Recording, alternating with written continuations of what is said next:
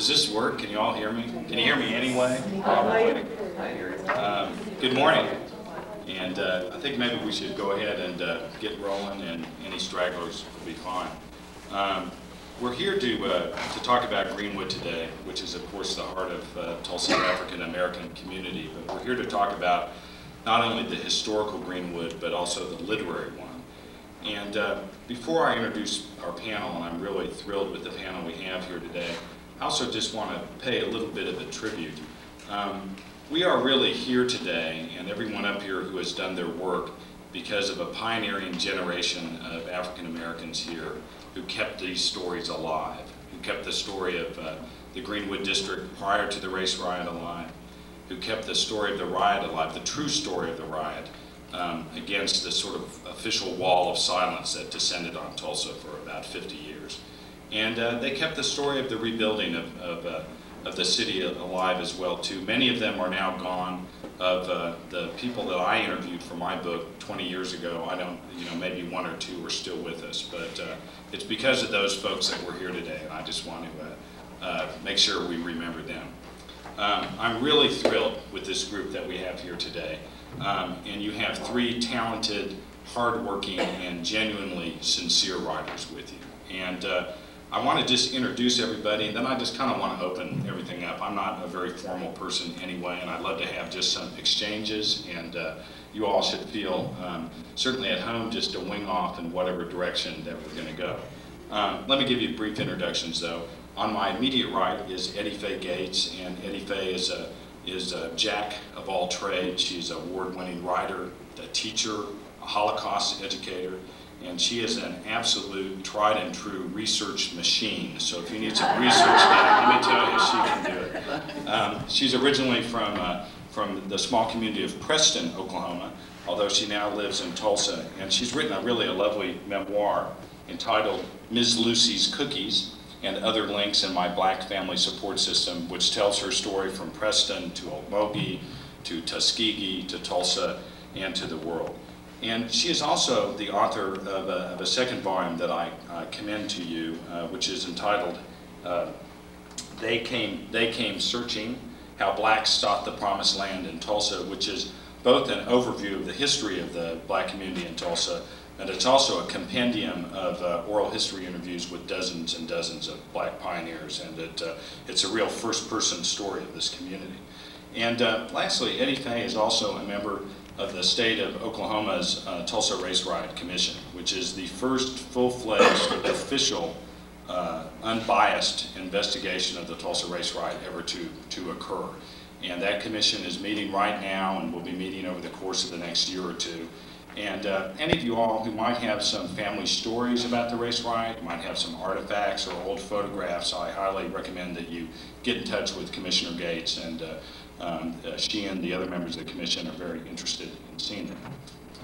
On Eddie Faye's right is Peter Burchard, who is joining us today from the San Francisco Bay Area, where Peter is a writer, a tutor, a gardener, and also a songwriter. And writing runs in Peter's family. His father, Peter Burchard Sr., was the author of, amongst other things, a book entitled One Gallant Rush, which is the story of the 54th Massachusetts, perhaps the most famous African-American infantry regiment in the Civil War, and also the story of Robert Gould Shaw, its white commander. And many of you all may be familiar with this book because it was the basis for the movie Glory, and has in fact been reissued under the title Glory as well. Now, our Peter, though, has been working for the past 10 long years, on a biography of George Washington Carver, something that we've needed for a long time. And there's a few things that are interesting about Peter's work. Is one, that it's not simply a biography of Carver the scientist, but it's also Carver the humanitarian, and almost Carver the spiritual leader as well too. And I think he's found some things about Carver that none of us know, and he is really presenting us, I think, with a Carver very much for our time and for the future as well too. And this is also no ordinary biography, in that Peter is writing it in iambic pentameter. And lest any of you all be a little scared of reading poetry from your from your high school or college English classes, I dug right into this. The words just flow like water off the page, and it is really beautifully done. And Carver incidentally made, I believe, 2 visits to Tulsa during the mid-1920s, and which Peter describes beautifully in a new publication entitled Carver, A Great Soul, which is the first installment of the forthcoming full-length biography. And maybe we'll get Peter to tell us a little bit about those visits. And I commend this book to you as well. And I'd also like to point out that this is Peter's first visit to Tulsa, so we're welcoming him here for the first time. And lastly, on Peter's right is Jewel Parker Rhodes, who comes to us from Arizona. Jewel is a writer and a professor at Arizona State University. She's originally from Pittsburgh, Pennsylvania, and she's the author of a wonderful, murky, sensual novel called Voodoo Dreams, which is a book about Marie Laveau, the great voodoo queen of New Orleans. But she comes to us because she's written an absolutely fabulous book, a novel, called Magic City. And Magic City is a historical book about the race riot, but it's really also a book about humanity and people striving to maintain their humanity and their dignity in the force of greater terrifying events. It focuses on a young African-American male and a young European-American female caught up together during the Tulsa riot. And I think it's a book that, for those of us who are historians and deal with mundane historical facts, I think she's really helped to raise a new level of writing about the riot. And she's at work right now on 2 new books. One is called Writing the Funk, which is, quote, Writing the Funk, Lessons for Black Writers, which is a book about the challenge of being an African-American writer in the years ahead, and some tips that she has on how to approach things. And she's also at work on a historical novel. And I'm going to sit down now, but I do want to just start one thing off, and I want to pose a question to the panelists. About 80 years ago, 90 years ago, the city fathers, I'm just going to talk away from this because I think y'all can hear me anyway. The city fathers used to send out these great booster trains all around the country trying to bring new settlers to Tulsa, and the Chamber of Commerce did, and they would talk about how, oh, everyone can have a lovely house, and there'll be an oil well in your backyard, and you toss a kernel of corn in the front yard at night, and in the morning you're going to have a cornfield right there, and painted this very lovely, wonderful picture of Tulsa. Well, we don't have that anymore, and while you all aren't exactly literary boosters of Tulsa, in a way you're sort of literary messengers. And even though Eddie Fay we've now adopted her as an official Tulsan, even though she's from Preston, both you, Jewel, and Peter are also from the outside. And what is it about the Tulsa story that you have found? What is it about this community that you would like to send to the world? What is the message that, for those of us who are native Tulsans or former Tulsans, what is it about our town you want to tell people about? So I'll start with that, and you all dig in at any point. I'll go first, and we'll probably think of other things to say once we get rolling here. But I discovered the Tulsa race riot when I was still living in Buffalo, New York, in the 1980s.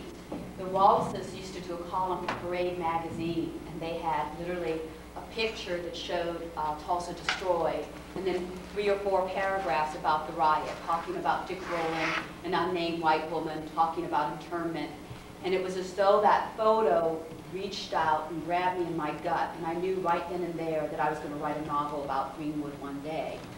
I think what impressed me as I learned more about the incident was literally the praising of black men and the praising of, well, I always praise women, but in particular, it was like learning the men's story and the ways in which they defended Greenwood. And when I stopped to think about somebody was somebody's father, brother, cousin, son, and the risks they took in order to see that there be due process for Dick Rowland, I had a whole different sensibility of what was heroic. Now, I think a lot of this also has to do with the fact that I had become a mother to a son. And eventually, while I was writing the novel, I would be in Los Angeles during the beating of Rodney King. And in particular, I think I was trying to connect back to the story of Greenwood and all across America, the need for saving and changing people's perceptions of the strength, the glory, and the wonder of black men in particular. And I'll stop there, but that was really my first impulse, that I was doing justice and tribute to men who have always stood, who have always been honorable, always defended. That was true of the Greenwood legacy and all across America.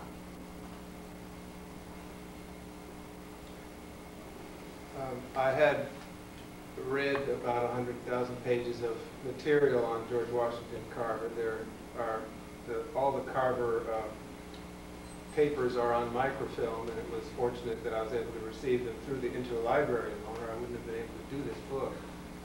And 25,000 of those pages, this is an aside, are his own letters that he wrote. 25,000 letters. There's a man who communicated with people. I had to choose something for the bigger biography that I'm writing, and it will be quite long, probably 800 or 900 pages, just because there's too much good material to leave. I'm going to leave a lot out, too. To introduce Carver, and I needed a backdrop, and I thought of Tulsa because, well, my first thought of it was that there are some interesting things that come up with, first of all, an oil town. And oil's still a big issue in our nation at large and in the world. And something that some of us are in denial about because it makes our lives so much easier in some ways. And it makes our lives more difficult in other ways. Then when I got not very far into it at all, I found out about that the line in Tulsa between the communities was very sharp and very hard. And that opened up the possibility to look into some other things, into that issue, which is also extremely prevalent in America, and it underlies so many things. But as I got into it, I met people here, and as you know, I just arrived, so it's all been over the telephone. But the people are extraordinary. There's a woman named Jean Goodwin that you probably know or have heard of if you've been here at all. First of all, her husband Ed ran the Oklahoma Eagle for 40 years. He was a very strong character. And Jean, well, Carver, when he was here in 1927, stayed at Ed's parents' house on Haskell Street, right here in Greenwood, very nearby. And Jean and Ed came over one day and met him while he was sitting in the living room. And Jean was very perceptive, and she saw really who Carver was, as well as anyone in all the material that I have. She saw into who he was, his spiritual, his great spirit and his depth. And then there's a woman named Joby Holderness. And these women are all in their 90s, or else they couldn't have seen Carver because he was here in the late 20s. And a woman named Pal Coleman, who was from Claremore.